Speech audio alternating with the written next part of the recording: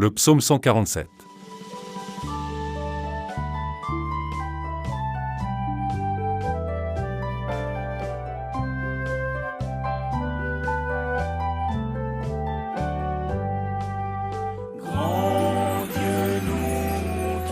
Louez l'Éternel, car il est bon de psalmodier en l'honneur de notre Dieu, car il est agréable et beau de le louer.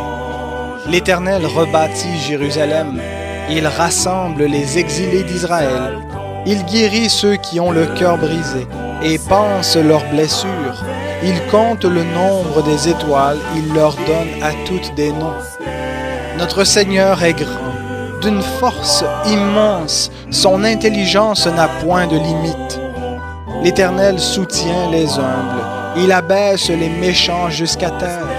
Entonnez un hymne à l'Éternel avec reconnaissance, psalmodiez en l'honneur de notre Dieu avec la harpe. Il couvre les cieux de nuages, il prépare la pluie pour la terre. Il fait germer l'herbe sur les montagnes. Il donne sa nourriture au bétail, aux petits du corbeau quand il crie. Ce n'est pas dans la vigueur du cheval qu'il se complaît. Ce n'est pas la robustesse de l'homme qu'il agrée.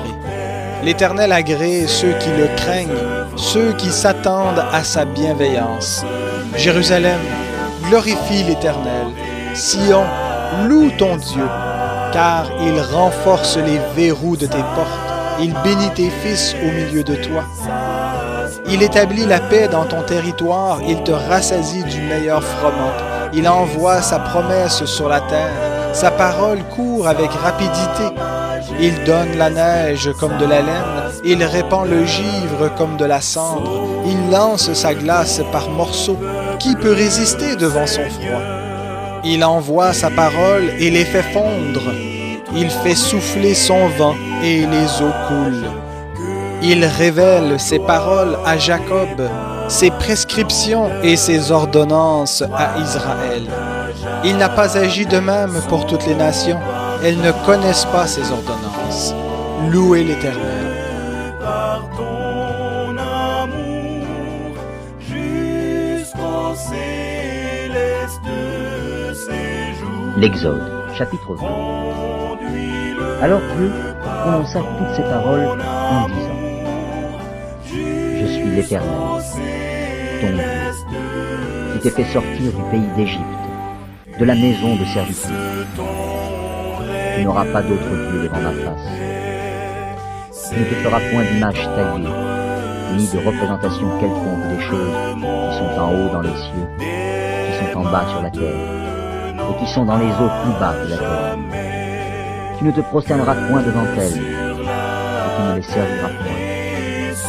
Car moi, l'Éternel, ton Dieu, je suis un Dieu jaloux, qui punit l'iniquité des pères sur les enfants jusqu'à la 3e et à la 4e génération de ceux qui me haïssent, et qui fait miséricorde jusqu'en 1000 générations à ceux qui m'aiment et qui gardent les commandements. Tu ne prendras point le nom de l'Éternel, ton Dieu, en vain, car l'Éternel ne laissera point impuni celui qui prendra son nom en vain. Souviens-toi du jour du repos, pour le sanctifier. Tu travailleras 6 jours, et tu feras tout ton ouvrage. Mais le 7e jour est le jour du repos de l'Éternel, ton Dieu. Tu ne feras aucun ouvrage, ni toi, ni ton fils, ni ta fille, ni ton serviteur, ni ta servante, ni ton bétail, ni l'étranger qui est dans tes portes. Car en 6 jours, l'Éternel a fait les cieux, la terre et la mer, et tout ce qui est contenu. Et il s'est reposé le 7e jour. Et pourquoi l'Éternel a béni le jour du repos et l'a sanctifié. Honore ton père et ta mère, afin que tes jours se prolongent dans le pays que l'Éternel ton Dieu te donne.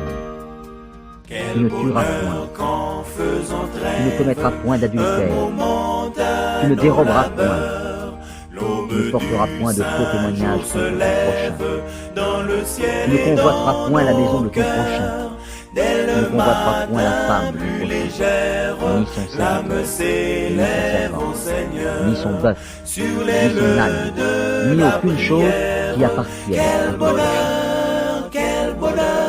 Tout le peuple entendait le tonnerre et le son de la trompette. Il voyait les flammes de la montagne.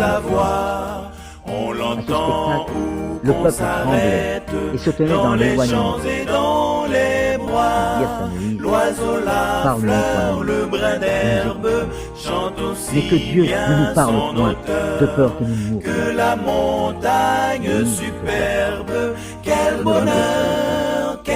Car c'est pour vous mettre à l'épreuve que Dieu est venu. Et c'est pour que vous ayez sa crainte devant les yeux, afin que vous ne péchiez point. Le peuple restait dans l'éloignement.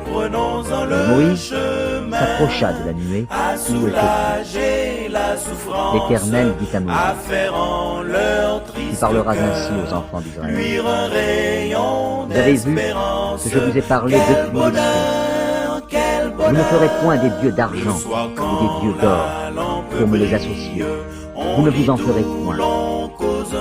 Tu m'élèveras un autel de terre sur lequel tu offriras tes holocaustes et tes sacrifices d'action de grâce, tes brebis et tes bœufs.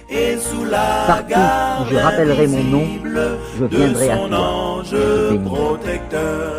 Tu m'élèves un autel de terre, tu ne le bâtiras point en pierre taillée, car en passant ton ciseau sur la terre, tu la profanerais. Dans la vie, dans ses travaux, ses combats, que cette halte bénie, reflet du ciel ici-bas, en attendant au ciel même, dans la gloire du Seigneur, le jour du repos suprême, quel bonheur!